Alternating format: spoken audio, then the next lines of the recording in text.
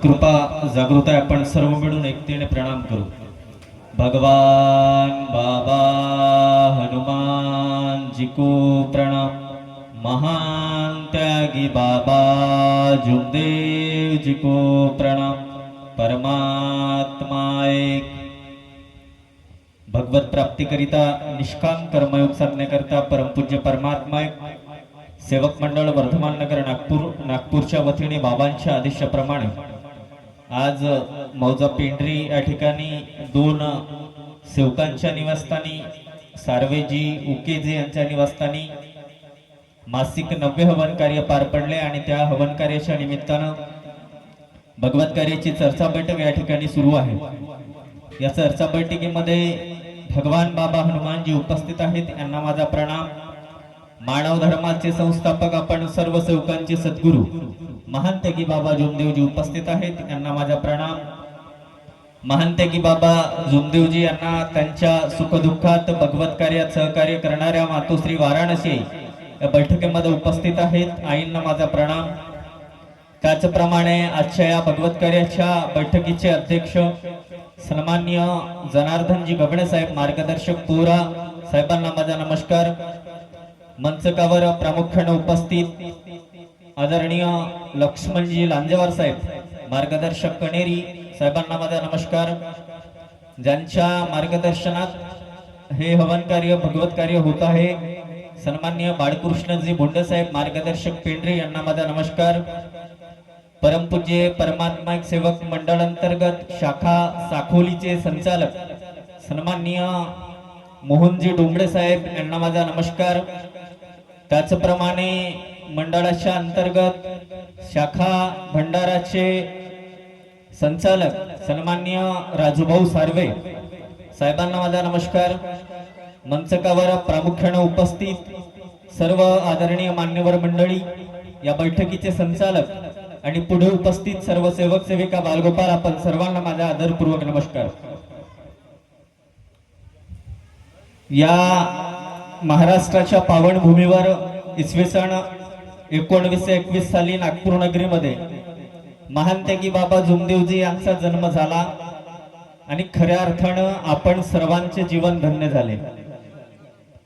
राष्ट्रसंतांनी म्हटल्याप्रमाणे जे का रंजले गांजले तयाशी म्हणे जो आपुले, तोच साधू ओळखावा देव तेथेची जाणावा।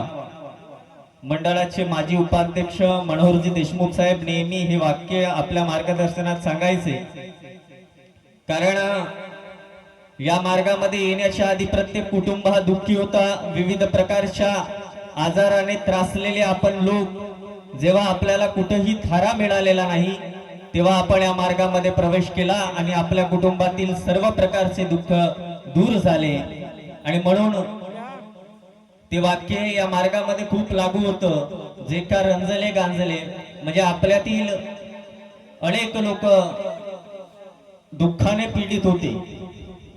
कुणाला टीबी, कॅन्सर, महारोग, दारूचे व्यसन, भूतबाधा अशा विविध आजारापासून आपण त्रस्त होतो।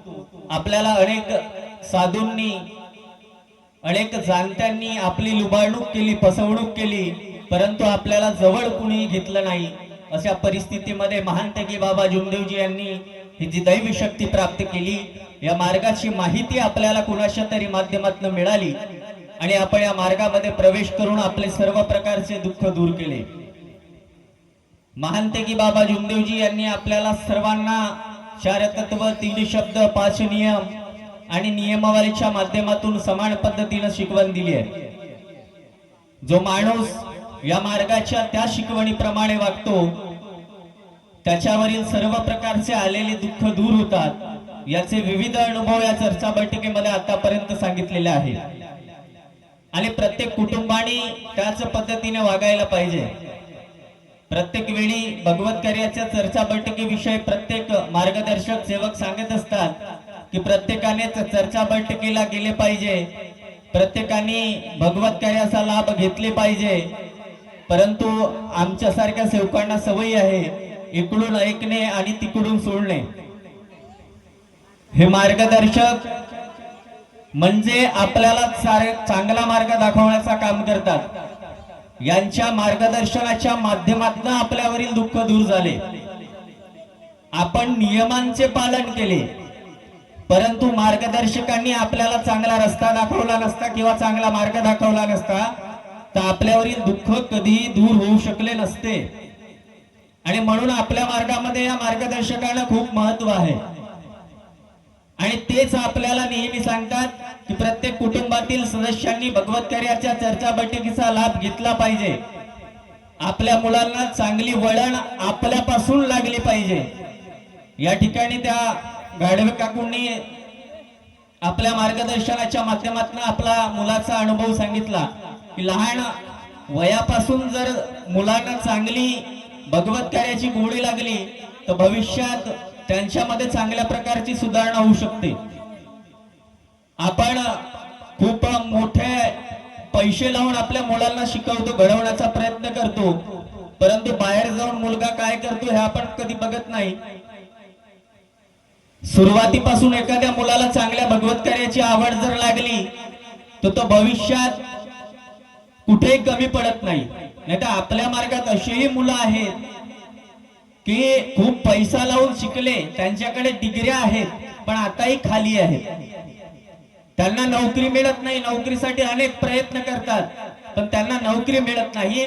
याचे कारण की ते शिक्षण घेत असताना मार्गाच्या नियमाने कधीही वागले नाही. कारण सुरुवातीपासून त्यांना भगवत कार्य आणि मानव धर्म कधी समजलाच नाही. आणि ज्या माणसाला आपलं मुलं घडवायचे असतील आणि ज्या माणसाला आपला परिवार साधवायचा असेल तर सर्वात आधी मानव धर्म शिकावा लागेल. आणि मानव धर्म शिकण्यासाठी भगवत कार्याची चर्चा बैठक अत्यंत आवश्यक आहे. आणि म्हणून मार्गदर्शक त्याच माध्यमातून आपल्याला चांगला रस्ता दाखवण्याचा प्रयत्न करतात.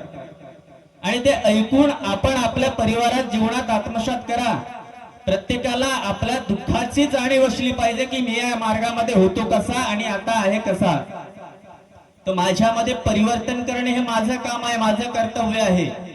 कुणी येऊन करून देणार नाही, फक्त रस्ता दाखवणारे दाखवतील, पण वागायचं आपल्यालाच आपल्या पद्धतीनं आहे.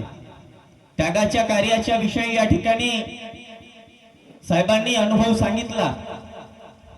एकच शिरवा तालुका महोदय या ठिकाणी मानव धर्माचे भव्य सेवक संमेलन झाले. त्याच्यामध्ये मंडळाच्या माजी अध्यक्षांनी एक अनुभव सांगितला त्यागाच्या कार्यातील.